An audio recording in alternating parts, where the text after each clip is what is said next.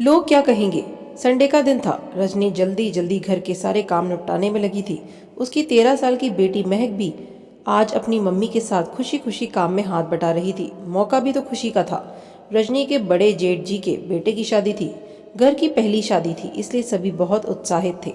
काम निपटाकर दोनों माँ बेटी शादी के कपड़ों की शॉपिंग के लिए निकल गई। शादी का सीजन था, इसलिए बाजार में बहुत भीड़ थी। महक को कपड़े दिलाने के बाद रजनी अपनी साड़ी खरीदने के लिए एक दुकान में गई। दुकान में ज्यादा भीड़ तो नहीं थी, फिर भी 4-5 महिलाएं बैठी ही हुई थीं। उसके अंदर आते ही दुकानदार ने उसका अभिवादन करते हुए कहा, बहन जी, किस तरह की साड़ियाँ दिखाऊं आपको। रजनी ने उन्हें बताया तो वह बोली, बस 5 मिनट रुकें, उसके बाद आपका ही नंबर है। थोड़ी देर में 2 महिलाएं शॉपिंग करके चली गईं तो दुकान में काम करने वाले लड़के उसे साड़ियाँ दिखाने लगे। अभी उसने साड़ियाँ देखनी शुरू ही की थी कि महक बोली, मम्मी प्लीज़ चलो ना, कितनी देर लगाओगे आप। बेटा, अभी तो मैंने साड़ियाँ देखनी शुरू की हैं, थोड़ा समय तो लगेगा। रुक जाओ, इतनी भी क्या जल्दी है। रजनी को कोई भी साड़ी पसंद आती तो वह महक को दिखाते हुए पूछती, कैसा लग रही है बेटी। लेकिन महक महक कब तो पता नहीं क्यों मूड खराब था। कुछ देर तो रजनी ने ध्यान नहीं दिया, फिर 1-2 बार उसने कनखियों से देखा तो उसे वह कुछ असहज महसूस हुई। तभी उसकी नज़र दुकान में काम करने वाले एक लड़के पर पड़ी जो लगभग 25 साल का होगा। उसने देखा वह बहुत ही गंदे तरीके से लगातार महक को घूर रहा था, साथ ही कुछ इशारे भी कर रहा था। देखते ही रजनी का खून खौल गया। अब उसे अपनी बेटी की परेशानी समझ आई। रजनी ने चुपचाप अपना फ़ोन निकाला और उसका वीडियो ऑन कर इस तरह से रख दिया कि जिससे उस व्यक्ति को सारी हरकतें उसमें कैद हो गईं।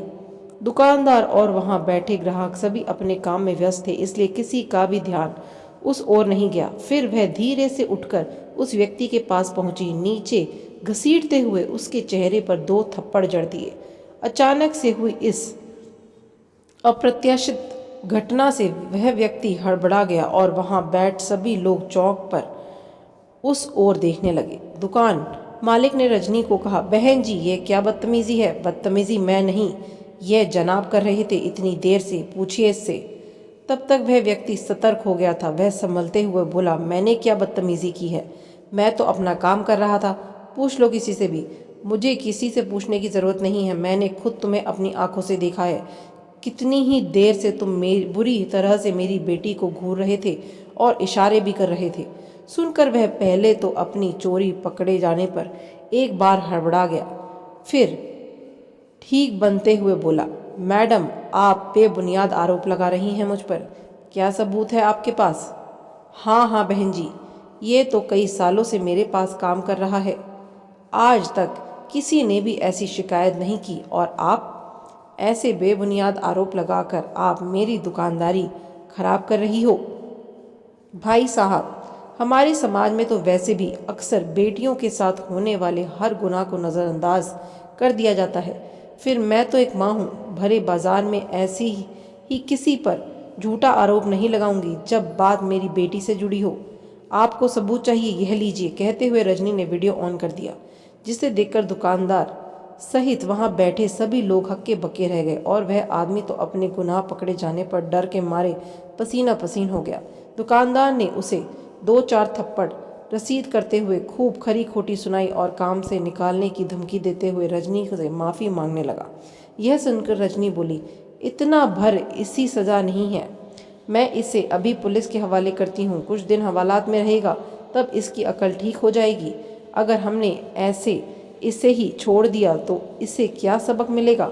सुनकर दुकानदार व वहाँ बैठे लोग बोले, छोड़ो बहन जी, यह तो 2-4 दिन में छूट जाएगा, लेकिन इससे आपकी बेटी की बदनामी भी तो हो सकती है। मेरी बेटी की बदनामी?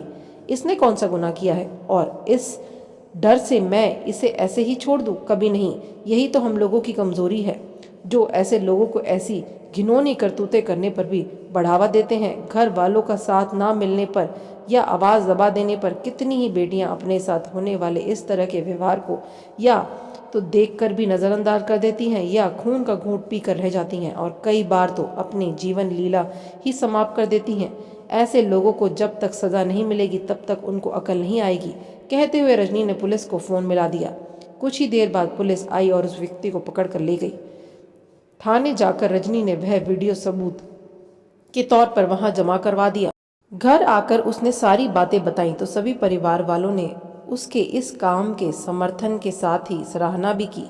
रजनी ने महक को भी समझाया, बेटा मैंने बचपन से ही तुम्हें गुड टच बैड टच के बारे में बताया, फिर भी बड़ा होने पर कितना खुलकर आपसे इन सब के बारे में बात करती रही।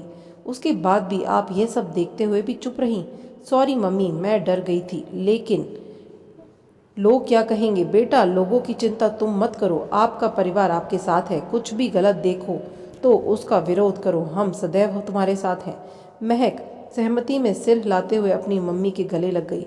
आज रजनी को तसल्ली थी कि अतीत में जिन बुरे अनुभवों से वह मानसिक प्रताड़ना से गुजर रही थी, उसने अपनी बेटी को उनसे बचा लिया। आज भी याद है उसे कितनी बार मार्केट में चलते हुए कोई भी बुरे तरीके से छू देता या कुछ कहता, या तो वह चुप रहती। अगर कभी भी उसने घर वालों को बताने की भी कोशिश की तो उन्होंने हर बार यह कहते हुए उसे ही चुप करा दिया कि भीड़ में हो जाता है ऐसा।